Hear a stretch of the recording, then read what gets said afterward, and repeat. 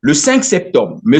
Gilbert Ondong, dans ses temps ministre de l'État, ministre de Des finances, l'économie, de l'économie, oui. non, ministre de l'économie, de l'industrie et du portefeuille public, se présente au cabinet de maître Chimène Prisca Pongui, notaire. Ce cabinet est situé à l'OCH, se présente là-bas avec six autres individus pour créer la société Ecaressé. Et après la création de la société Ecaressé, il s'est présenté encore avec 6 autres individus pour créer la société LCD, donc la Congolaise des eaux. Mais qui sont ces individus? Qui sont ces individus? Nous avons fait des vérifications, nous avons trouvé le statut de ces deux sociétés et nous avons vérifié.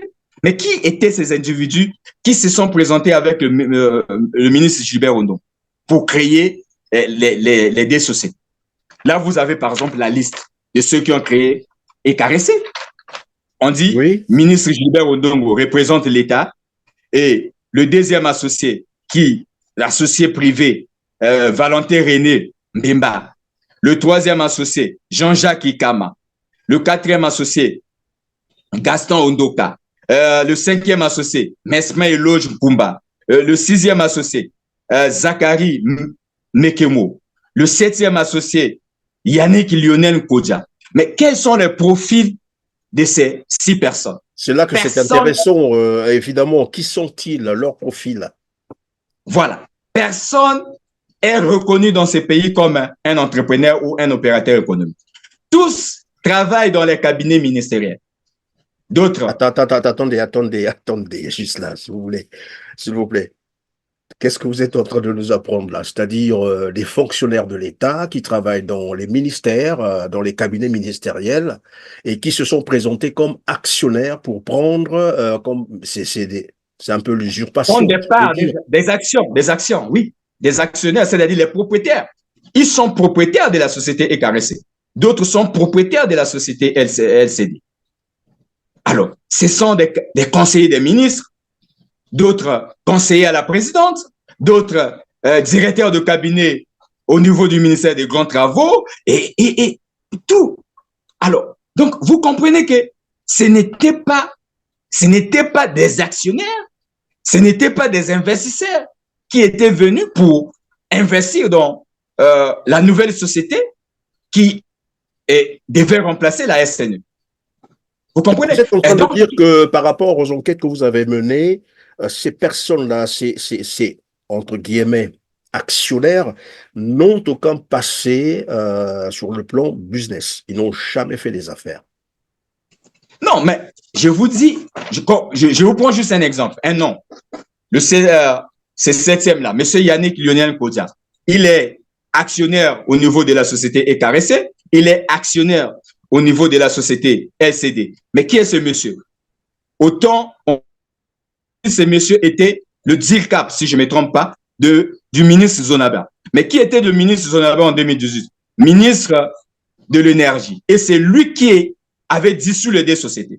Alors, vous avez porté plainte contre qui exactement? Nous avons porté ou contre ces mafieux qui sont venus s'installer, c'est-à-dire ceux qui se sont passés pour des actionnaires qui sont en fait des usurpateurs, des prédateurs.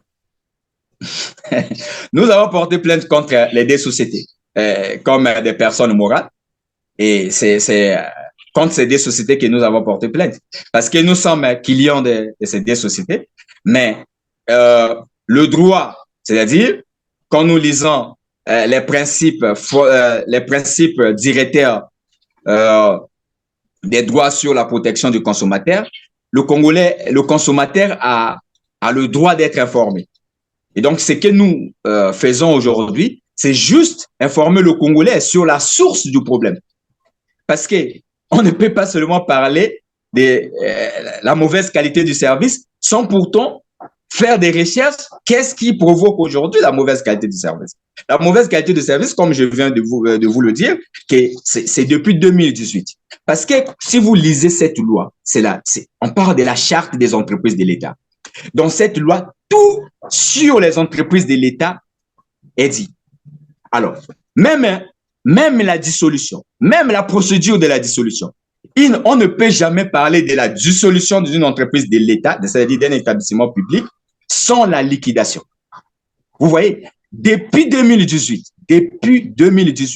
les sociétés SNE et SN2 les établissements ont été dissous.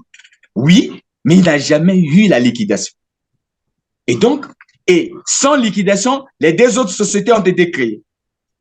C'est ça le problème, c'est ça. Les deux autres sociétés ont été créées et lesquelles ont créé les deux autres sociétés, c'est des mafieux.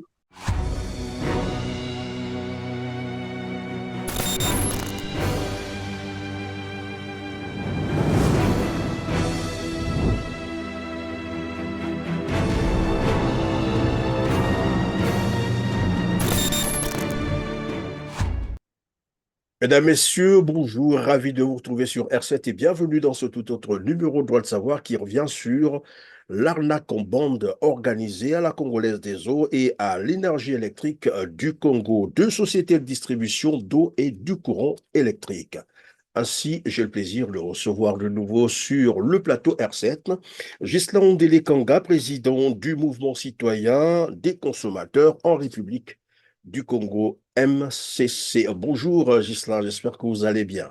Bonjour, Monsieur Ferrer. Ouais, je vais bien, par la grâce de Dieu, s'il faut le dire. Merci Ghislain de votre disponibilité aujourd'hui pour cet échange. Alors, sur ce même plateau, vous promettiez porter plainte contre la Congolaise des eaux et l'énergie électrique du Congo pour arnaque en bande organisée. Et finalement, vous l'avez fait. Comme quoi, les autres voies de recours n'ont pas abouti, c'est cela? Oui, merci beaucoup pour la parole. Premièrement, permettez-moi d'abord de dire merci à toute l'équipe qui est derrière vous et de tout ce que vous êtes en train de faire parce que aujourd'hui, pour une organisation de la société civile, communiquer, c'est vraiment difficile, mais je suis très content du plateau que vous nous offrez à chaque moment. Oui, effectivement, comme je l'avais dit la fois passée, on avait tout fait en fait. On avait tout fait. On avait contacté les sociétés et essayé un peu de ramener les préoccupations des consommateurs sur la table.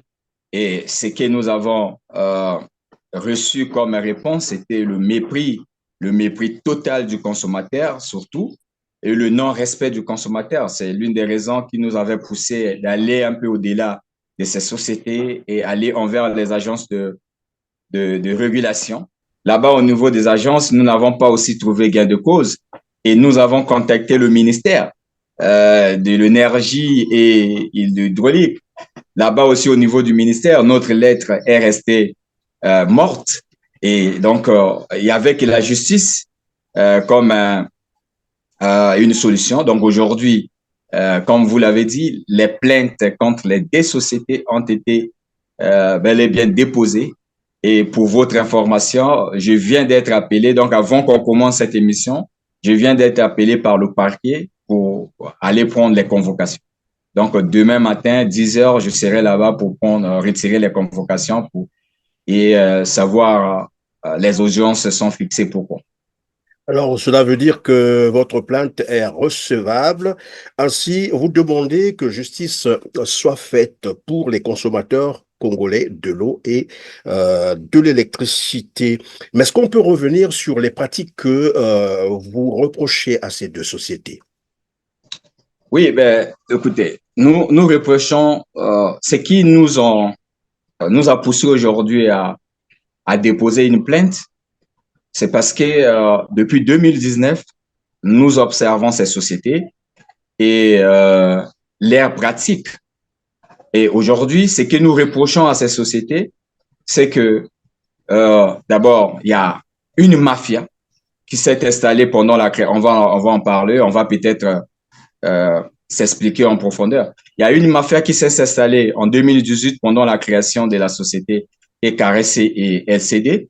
Et cette mafia aujourd'hui est la source de la souffrance des Congolais.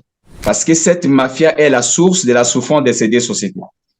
Et donc, quand ces deux sociétés souffrent, automatiquement, c'est le Congolais, donc le consommateur congolais qui est victime. Vous voyez? Et nous avons aussi reproché à ces deux sociétés l'injustice, c'est-à-dire l'injustice sociale que nous sommes victimes. OK? Sans oublier les arnaques dans les factures de l'électricité et la violation des lois des consommateurs. Et voilà un peu ce que nous avons reproché à ces sociétés. Voilà un peu. Évidemment, donc, la fois dernière, vous disiez qu'il y avait des taxes qui ne se justifiaient pas, de l'argent qu'on a arnaqué comme ça aux Congolais, de l'ordre de 5 000 par abonné, et jusqu'à parfois 10 000 francs par abonné. Et certains nous ont écrit, c'est même beaucoup plus que cela.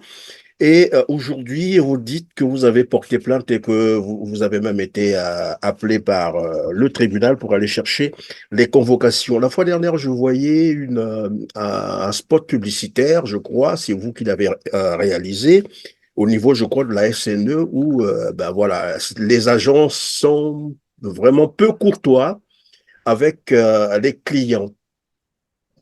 Comment vous avez pu Mais, avoir cette image?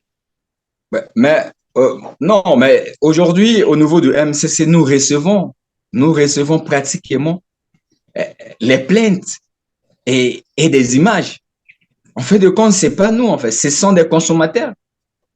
Ce sont des consommateurs quand Ah, ils se donc vous retrouvent. êtes, pardon, Gisela, vous êtes en train de nous dire que finalement les Congolais ont pris conscience et qu'ils ont adhéré à votre démarche et désormais finalement ils se font eux-mêmes témoins de ce qui se passe et ils vous envoient les éléments, les images et tout ce qu'il faut. Monsieur Perrin, le ras-le-bol est là. Le ras-le-bol est là. Le Congolais est déjà fatigué. Le Congolais est déjà fatigué. Nous parlons de l'eau et de l'électricité. Vous comprenez? Nous parlons là des denrées de première nécessité. Qui sont vitales en plus. Ouais. Voilà. Donc, les Congolais, qu'est-ce que les Congolais font aujourd'hui? C'est quand ils arrivent dans une agence, dans une direction, que ce soit de la société ECARES et tout, ils observent les comportements, voilà, ils font des images, ils font des messages, ils nous envoient et tout. C'est pas nous aujourd'hui. Ce n'est plus nous. Hier, c'était nous qui partions sur le terrain, mais aujourd'hui, ce n'est plus nous qui sont sur le terrain, mais ce sont des consommateurs. À chaque moment, quand il y a quelque chose, ils nous signalent. Donc, le spot que vous avez vu là, c'est un consommateur, voilà, qui se retrouve dans une agence et face à une, je sais pas, une chargée client très impolie, très impolie. Mais au fait de compte, quand ces images pour nous, ces images pour nous démontrent seulement ce que nous dénonçons aujourd'hui. Parce que quand vous regardez le comportement de ces agents, démontre le comportement des dirigeants, ceux qui sont en train de diriger ces sociétés. Donc, les sociétés-là sont malades. C'est comme je l'ai dit au début, ce sont des sociétés qui ont débuté par une mafia. Et ces sociétés, aujourd'hui, ne peuvent pas fonctionner normalement. Ne peuvent jamais fonctionner normalement. Donc, voilà un peu Voilà, alors concernant. donc, si j'ai bien compris, les Congolais en ont marre, ils sont fatigués, trop c'est trop, comme qui dirait, et désormais, ils font le gendarme eux-mêmes, et c'est aussi une manière de vous aider à avoir assez de preuves, puisque maintenant que la plainte a été déposée et recevable, probablement que la justice aura besoin aussi des éléments de preuve. C'est vrai que vous en disposez déjà, mais ce n'est pas mauvais non plus que les populations participent avec ce genre, par exemple, de vidéos lorsqu'ils arrivent dans ces bureaux-là, ben voilà, filmer, comme qui dirait, il faut filmer en cachette parfois certains comportements qu'ils peuvent nier. Et c'est toujours bien d'avoir. Et puis nous sommes dans un monde aujourd'hui de communication, chacun sait ce qu'il faut faire. Alors, c'est vrai, on dénonce les pratiques. Tout à l'heure, j'ai rappelé, vous nous avez parlé ici des taxes qu'on annexait sur bien sûr, ces quittances, mais qui ne se justifiaient pas. Mais en plus de cela, les abonnés n'ont pas le produit qu'il faut, qu'ils ont souscrit d'ailleurs. L'eau, comme l'électricité, l'eau vient quand ces sociétés-là le décident. Le courant, c'est pareil, on peut passer 2, 3, 4, 5 jours sans électricité, et cela n'inquiète personne. Mais nous avons aussi parlé des conséquences du manque d'eau et de l'électricité qui aujourd'hui visiblement, et c'est ce qui nous remonte depuis un certain temps, il y a une très hausse, augmentation du taux de mortalité. Mais personne ne se pose des questions, ni le Oui, gouvernement, pour savoir pourquoi est-ce que les Congolais meurent beaucoup ces jours-ci. ouais. Mais c'est dû évidemment au manque d'eau et de l'électricité qui sont vitales, nous l'avons dit tout à l'heure, parce que quand il n'y a pas l'eau, quand il n'y a pas l'électricité, les produits périssent, les vendeurs qui ont de la peine à joindre aussi les deux bouts du mois, qu'est-ce qu'ils font? Ils ne jettent pas, ils viennent vous revendre ces produits avariés et les gens les consomment comme ça, avec tout ce que ça peut entraîner, des maladies, bref. Alors, nous savons également que ces sociétés ont été finalement reprises par les nouveaux acquéreurs, les nouveaux, j'allais dire associés, c'est comme ça qu'on les appelle, ou bien c'est des preneurs carrément. C'est des associés, c'est-à-dire des gens qui sont venus s'associer, qui ont souscrit des parts dans ces sociétés qui existent ou qui ont carrément racheté les entreprises.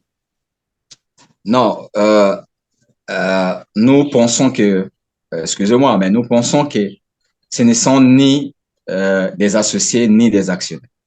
C'est-à-dire Ce sont juste des profiteurs. Des trafiquants, oui, et s'il faut le dire, des profiteurs, c'est-à-dire des trafiquants qui ont créé un réseau de la mafia dans ces deux secteurs. Monsieur Perrin, la société SNE et la société SNE, créée en 1967 par le président Massamba Deba, je dirais paix à son âme et à sa vision. Alors, c'était des sociétés publiques à caractère industriel et commercial.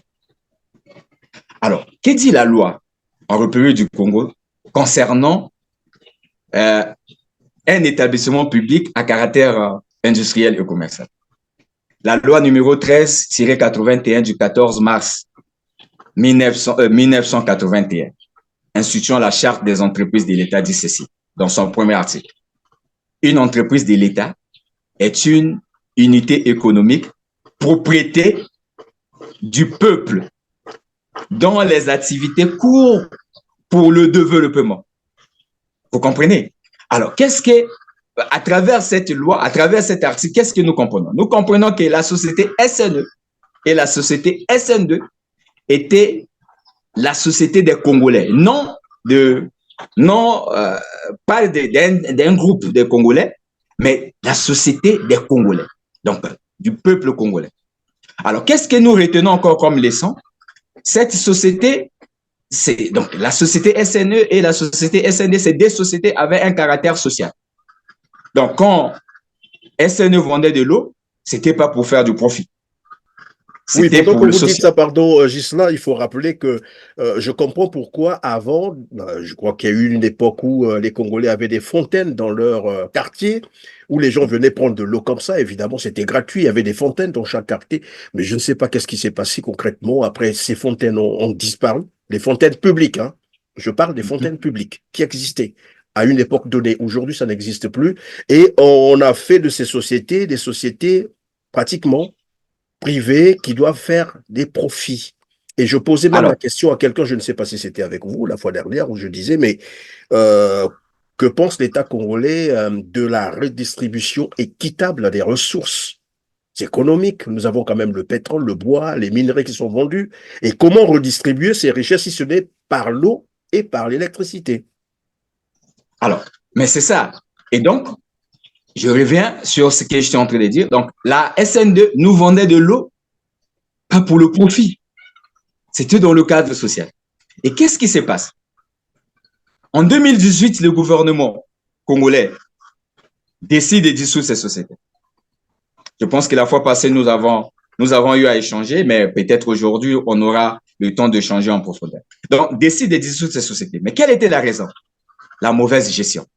Là encore, monsieur Perrin, pour un pays normal, avec un gouvernement normal, la dissolution de ces sociétés n'était pas une priorité.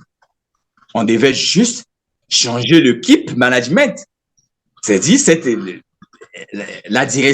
direction qui gérait mal les sociétés, on devait les changer. Alors, mais qu'est-ce qui avait motivé ces gens à dissoudre ces sociétés? C'est ce que nous dénonçons aujourd'hui. C'est-à-dire, c'est après 5 ans que nous avons fini par comprendre que ces sociétés, ces établissements de l'État n'ont jamais été dissous parce qu'elles ont été mal gérées. Ces établissements de l'État ont été dissous parce qu'il y avait des gens qui voulaient s'approprier. Il y avait des gens qui voulaient prendre les parts dans les entreprises. En 2018, on a dissous les sociétés. On dissout les deux sociétés et le secrétariat du gouvernement prend les décrets. Pour les décrets, je pense que je peux en avoir ici. Oui, allez-y, voilà. Je vous en prie. Voilà. Ouais. Le secrétariat du gouvernement prend les décrets. Voilà, j'ai un décret ici. Le décret numéro 2018-297 du 7 août 2018 portant autorisation de création d'une société anonyme de gestion du patrimoine public de l'eau.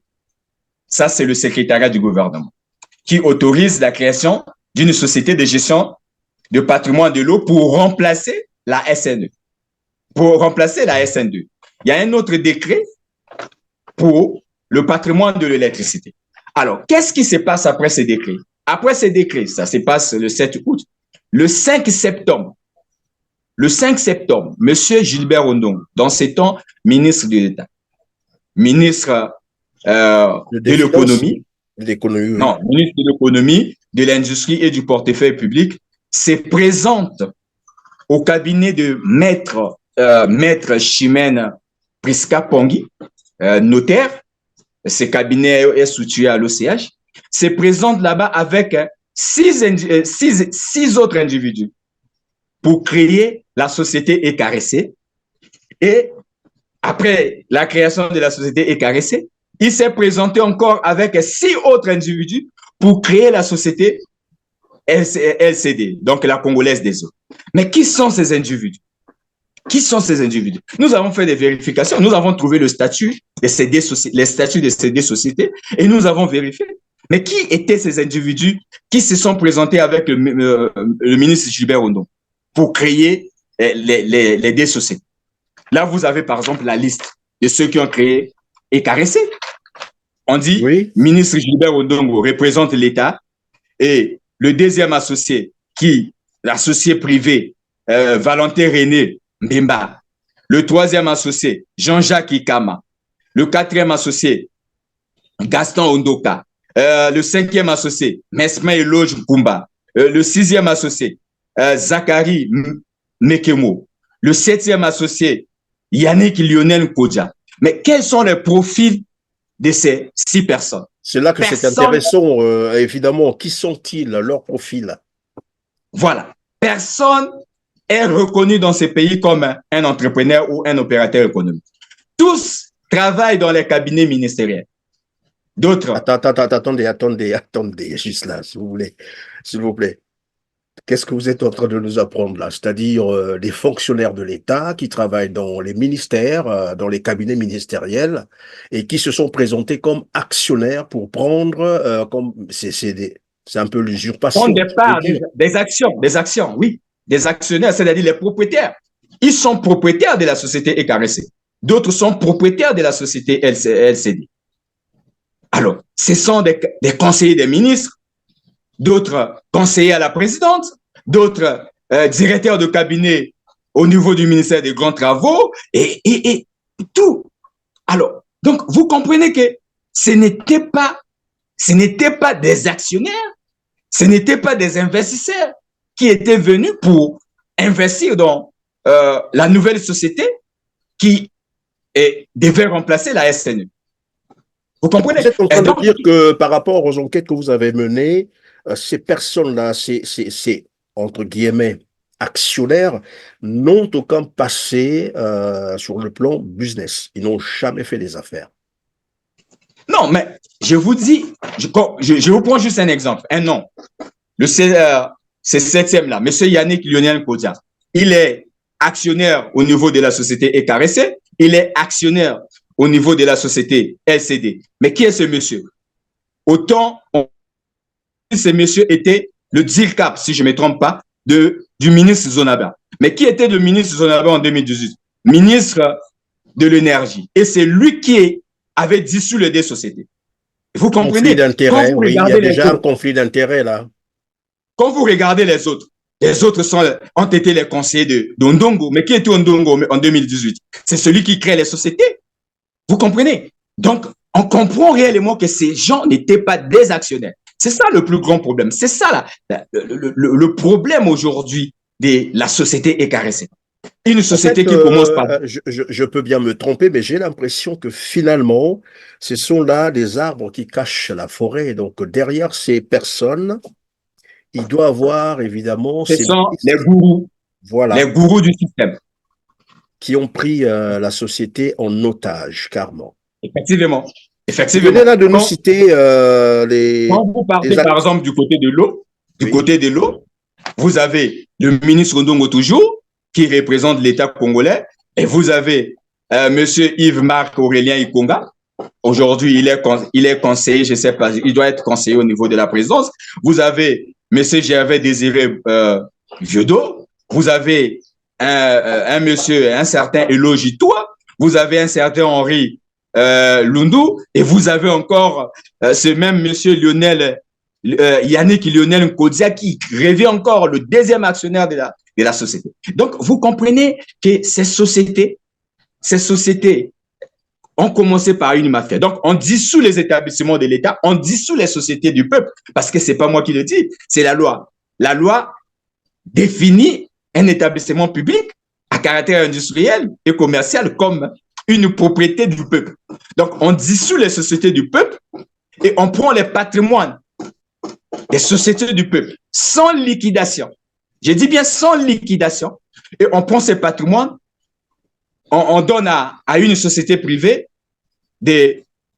une société privée d'économie mixte, c'est-à-dire où l'État est actionnaire avec des actionnaires privés. là, on vient d'amputer le Congo d'une partie de sa subsistance, parce qu'en fait, c'est une violation grave de la loi. Et quand j'apprends que ces gens-là, c'est des conseillers, et encore conseillers au Congo, on sait ce que ça donne. Derrière, ce sont les gouvernants, voilà, du pays. Mais là encore, les choses pouvaient être acceptables si le service fourni s'améliorait, parce que c'est l'engagement qu'ils avaient pris. Mais on se rend bien que, puisque vous parlez de 2018, donc ça fait pratiquement 5 ans déjà passés, que le Oui, service est beaucoup plus médiocre qu'avant. Ça veut ouais, dire qu'ils n'ont pas investi. c'est ce que nous dénonçons en fait. Ils pouvaient être les actionnaires, ça ne dérange pas. Ils pouvaient même gérer leur mafia, ça ne dérange pas. Mais nous, ce que ça nous dérange aujourd'hui, c'est que leur mafia est la source des souffrances du consommateur congolais qui paye difficilement. Vous voyez, avec l'argent trouvé difficilement, on paye l'eau et l'électricité. Vous comprenez? Alors, qu'est-ce que nous avons compris? C'est parce qu'après des analyses, après des enquêtes, on a essayé un peu de comprendre. Qu'est-ce qui s'est passé? Pour nous, aujourd'hui, c'est clair. C'est-à-dire la dissolution des établissements. Ces gens ont créé la société ECAREC et LCD. C'était juste pour devenir des actionnaires et attendre que quand les investisseurs vont venir pour vendre la société. Pour ce qui est de l'eau, nous avons le plan Mattei, dont vous avez parlé, qui est un programme italien qui a sélectionné 10 pays africains élus à ce programme de 5 milliards d'euros. Et le Congo a été retenu pour ce qui est du volet de l'eau, en termes d'eau potable pour tous dans tout le pays et en termes d'irrigation. À ce plan Mattei s'ajoutent tous nos partenariats en cours d'exécution, notamment avec la BAD, la BADEA, la FD, 3PRS, la BDS, etc. Nous avons les détails, on pourra en discuter en commission. Alors, j'ai vu avant-hier des échanges de visites de piège, comme dit le président, avec l'ambassadeur d'Italie pour faire le point du plan Mattei. Et il m'a rassuré que d'ici juin, il y a une délégation d'experts italiens qui viendront ici pour faire l'état des lieux global de tous nos besoins en eau potable dans tous les pays, aussi bien dans les villes que dans les campagnes. Le problème aujourd'hui, c'est qu'ils n'ont pas trouvé un investisseur capable d'acheter ces sociétés avec des problèmes. Et ces sociétés, aujourd'hui, il faut que ça fonctionne. Mais pour que ces sociétés fonctionnent, il faut que les investisseurs investissent de l'argent pour l'amélioration du service.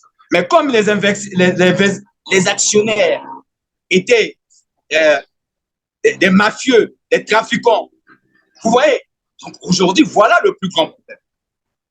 Donc, si j'ai bien compris, Gisela, comme vous avez dit tout à l'heure, donc eux sont arrivés, c'est un peu des prédateurs, hein, ce sont des prédateurs, il faut le dire. Et c'est même criminel ce qu'ils ont fait.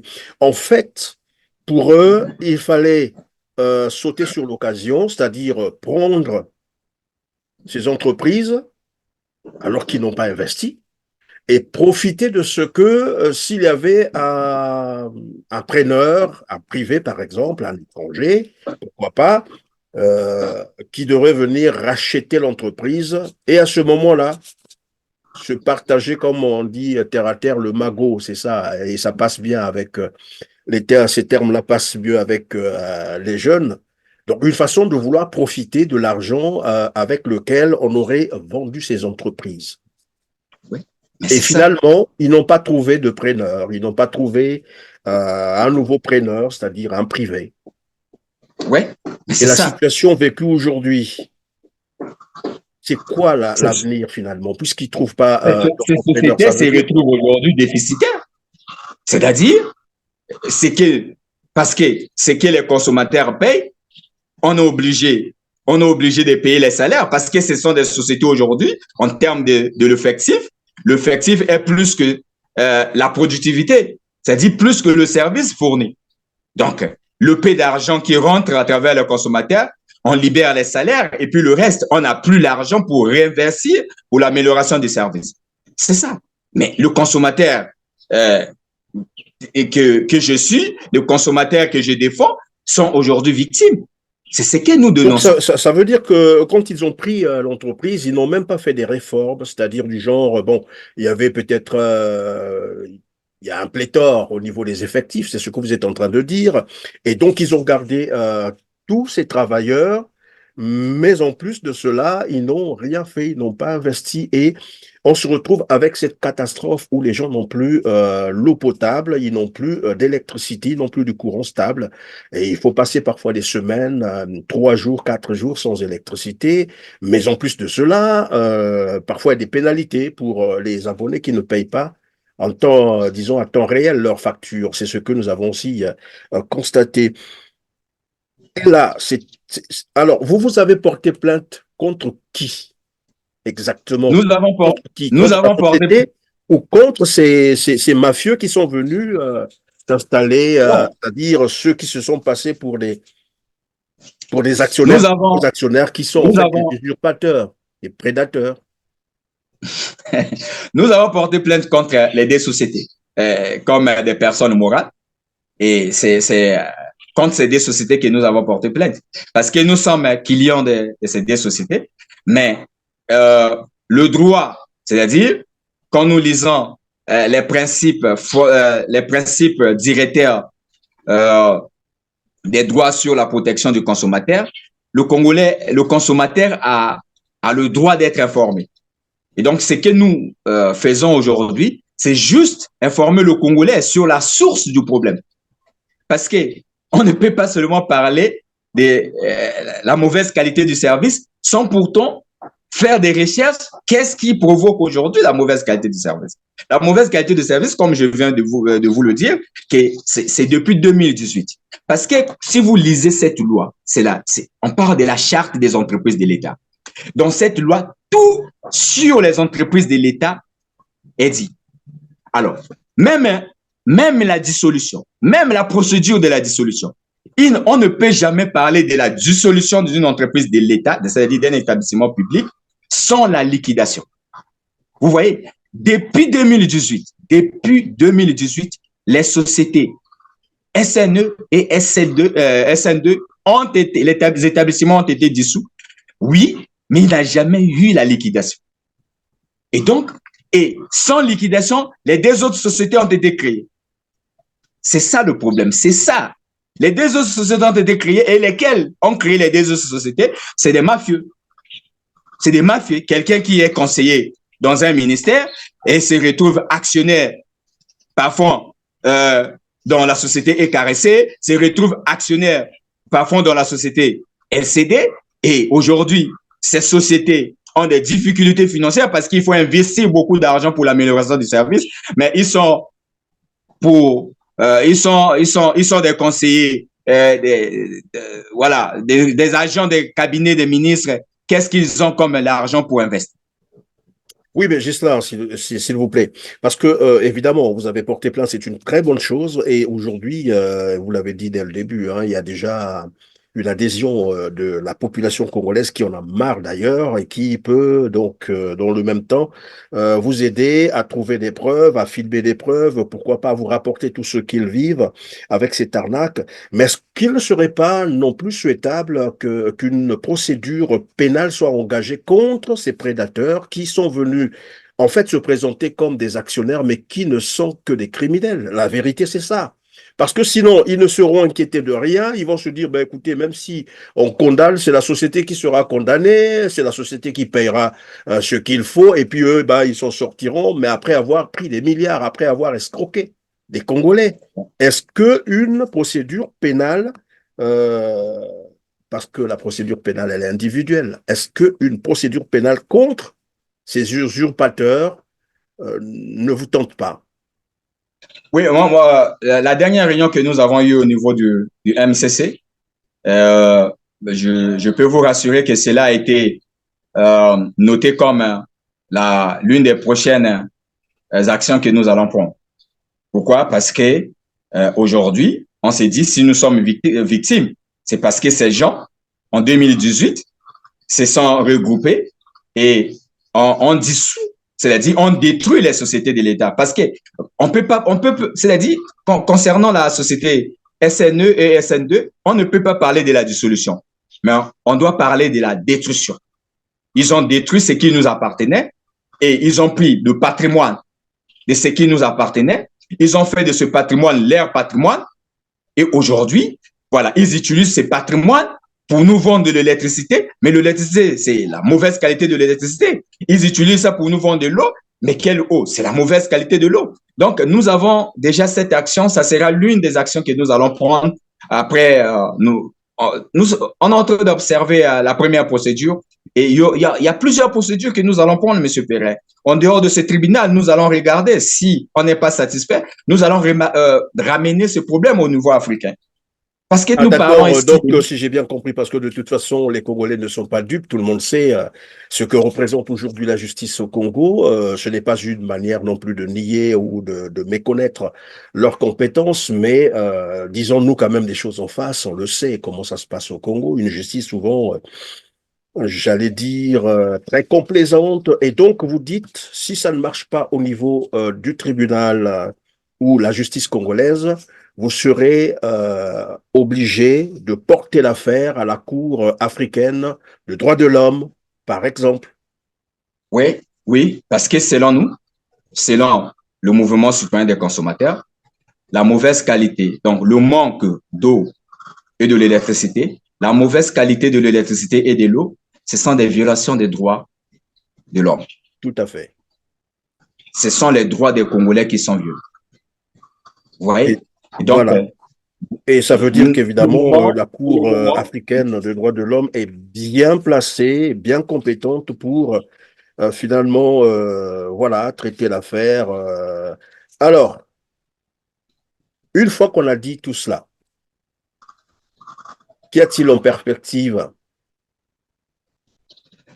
alors, en perspective, il y a toujours dans le cadre de la réunion que nous avons eue, il y a encore un autre point que nous pensons que c'est important. Parce que aujourd'hui, il faut peut-être tenter de ramener sur la table. Parce que ce que nous faisons aujourd'hui, c'est une manière de ramener sur la table les préoccupations des Congolais qui sont des victimes.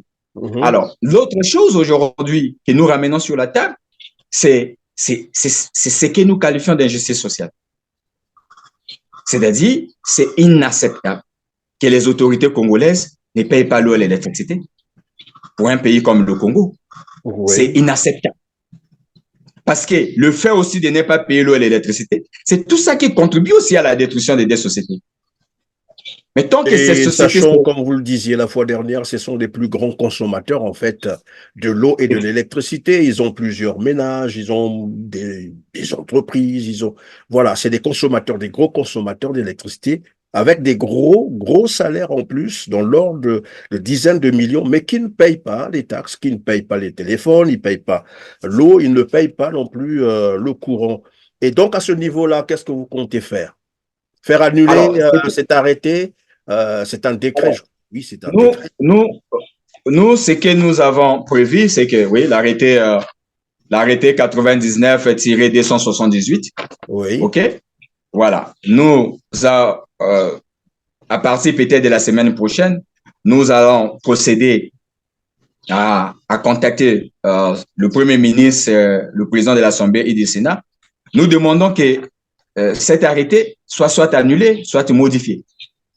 Parce que si le député que moi j'ai élu dans mon quartier, censé me représenter à l'Assemblée, ne paye pas l'eau et l'électricité parce qu'il bénéficie d'un privilège exceptionnel. Et moi, son mandant, c'est lui qui l'a envoyé là-bas. Je oui. paye l'électricité. Mais on est dans... C'est paradoxal, on est, oui. hein? C'est un On est dans paradoxe. quel pays? On est... Vous voyez, nous ne sommes pas dans une jungle, M. Perrin. On n'est pas dans une jungle. Alors, ou soit le député que j'ai élu ne paye pas l'électricité, moi aussi je ne paye pas l'électricité. Vous voyez, le sénateur que nous avons élu indirectement ne paye pas l'électricité. Nous aussi, on ne paye pas l'électricité. Les ministres qui ont été nommés par un président que nous avons élu bénéficient de ce privilège de ne pas payer l'électricité. Mais nous qui avons élu le président de la République, nous qui l'avons mis là, nous payons l'électricité. Mais on est où? Vous voyez? Évidemment, vous avez raison de vous poser cette question parce que finalement, les députés devraient plutôt plaider pour même la réduction drastique, disons, du prix de consommation de l'électricité et du courant électrique que nous avons, et je l'avais, je crois, rappelé la fois dernière. Et il fut des moments où, au temps de Mobutu, non pas pour vanter son régime, qui était d'ailleurs un régime criminel et dictatorial, mais bon, il arrivait des moments où il annonçait que ben voilà, les Aïrois n'allaient pas payer de l'eau pendant 2, 3 mois comme ça, mais parce que il y a des ressources naturelles qui étaient exploitées et pour redistribuer évidemment équitablement cet argent, ben, on procédait comme ça. Et peut-être qu'il faut aller dans ce sens, demander à l'Assemblée nationale congolaise, aux sénateurs, bien entendu, de plancher sur ces questions, puisque de plus en plus les Congolais sont devenus très pauvres, dans une précarité absolue. Ce n'est pas moi qui le dis, les rapports le disent. Il suffit d'observer comment les Congolais vivent. Il y a quelqu'un qui nous disait même sur ce plateau que les Congolais ne trouvent, même pour trouver un plat par jour, c'est devenu une gymnastique.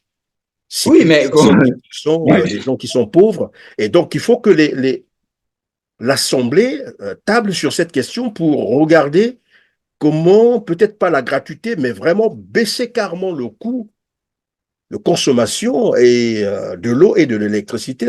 Probablement que ça peut aider les familles congolaises, mais est-il que la question que vous posez aujourd'hui, elle est une question capitale et très importante. Évidemment, il faut qu'il y ait des poursuites. Il faut que justice soit faite, que les criminels soient rattrapés naturellement.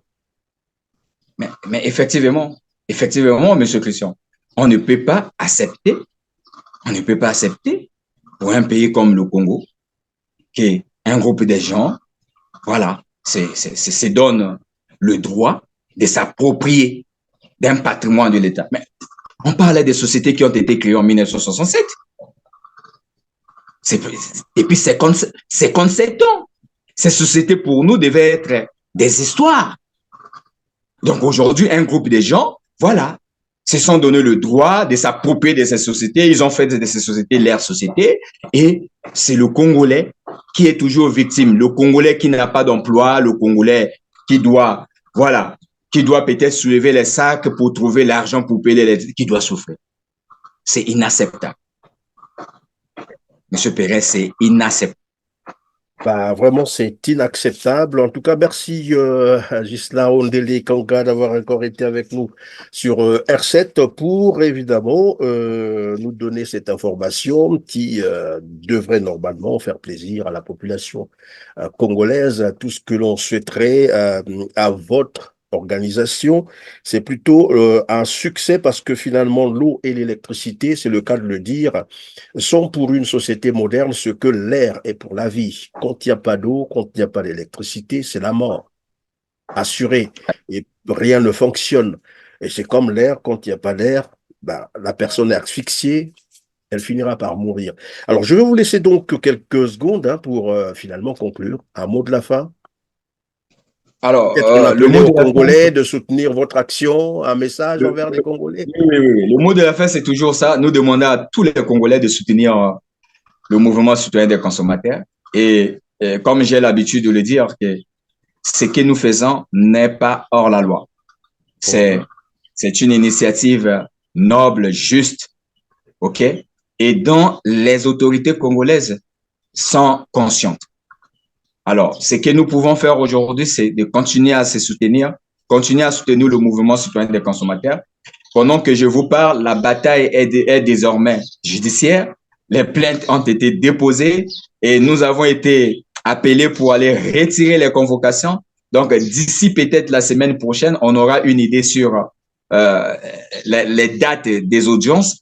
Et nous Mhm. invitons tous ceux qui sont à Brazza. Oui, on va partager à travers les canaux de communication du MCC et les autres canaux de communication.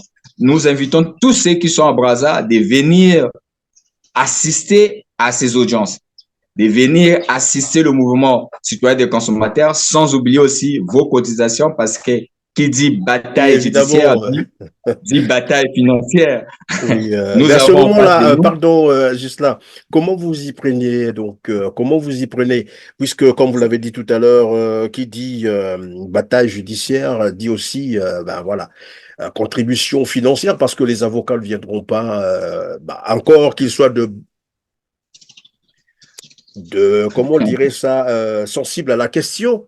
Peut-être il y a des avocats comme ça, sensibles à la question, parce que c'est une question qui concerne tous les Congolais. Il y a des avocats qui pourront se constituer, pourquoi pas, de manière free, c'est possible. Il faut aussi lancer peut-être un appel aux avocats congolais. Oui, bon, pour le moment, tous les cabinets que nous avons consultés pour ces problèmes, voilà, c'est des gens, ce sont des cabinets qui demandent des millions et tout pour venir défendre cette cause. Alors, comment on fait? C'est juste des petites cotisations qu'on est en train de faire. Et surtout, voilà, c'est moi-même le président qui est en train d'être signé. On est parfois obligé de prendre maintenant les pantalons, les chemises pour soutenir les déplacements et J'espère que vous n'allez pas vous priver non plus de toute la vie. Alors, mais donc ce cas, alors c'est donc un appel que vous lancez aux voilà, Congolais de contribuer, quitte à lancer, surtout pourquoi pas, des cagnottes. Oui, oui. la diaspora congolaise, Monsieur Perrin, vous, au niveau de la diaspora, le MCC vous demande aussi de l'aide, si possible, soutenez le MCC et ça sera bien. On, En tout on cas, on aura le besoin de... fera, on le fera, on le fera et on passera aussi le message. Et donc, il faut initier évidemment les cagnottes pour demander aux Congolais de participer parce que c'est une question vitale. Hein. C'est quand même l'eau et l'électricité. Les Congolais devraient normalement participer à ces cagnottes, à vous assister. Mais comment feront-ils pour vous joindre? Comment contribuer? OK, ils peuvent nous contacter sur le 06 Mhm. 522 07 50 05 633 37 11. Ils peuvent nous contacter sur ces deux numéros et puis ils auront Et toutes vous les n'avez informations. pas un site internet ou des moyens de communication Pour le via internet moment, parce que les gens avec les pour- téléphones se disent, ben oui, voilà. oui, oui. Pour le moment, le site est en maintenance. Sinon, c'est www.mcc.org. Mais le site est carrément en maintenance parce que on est en train de modifier beaucoup de choses, de mettre un peu plus des informations. Donc, ouais, les webmasters sont en train de travailler sur le site. Mais à Ok, travers est-ce que, la page Facebook, on a une page Facebook, le MCC, ils peuvent aussi nous contacter. Et voilà. et comme quoi les numéros que vous venez de citer fonctionnent aussi avec WhatsApp, c'est ça? Oui, WhatsApp, Telegram et Ok. En tout cas, merci Ghislain Délé Conga d'avoir été encore avec nous sur R7 et de nous avoir servi toutes ces informations, capitales d'ailleurs pour le peuple congolais qui prime, mais vraiment qui est dans une situation, j'allais dire, sociale précaire. Grand merci Mer- d'avoir été disponible. Merci beaucoup, Monsieur Perrin. Merci. Je vous en prie, Merci. mesdames, messieurs, nous sommes arrivés à la fin de cette émission. Merci de nous avoir encore fait confiance. N'oubliez jamais de faire les petits gestes, cliquer sur le petit pouce en l'air juste en bas de cette vidéo, liker, comme on le dit, et puis après avoir bien entendu partagé massivement cette émission pour nous aider à mieux informer, à informer, comme on dirait, une large audience des Congolais, bien entendu, puisque c'est une question qui leur concerne. Surtout, n'oubliez pas de nous dire en commentaire ce que vous pensez de ce sujet, j'allais dire, crucial. On se retrouve prochainement, mais bien avant, portez-vous bien et prenez vraiment soin de vous, car chaque jour est une vie. Merci.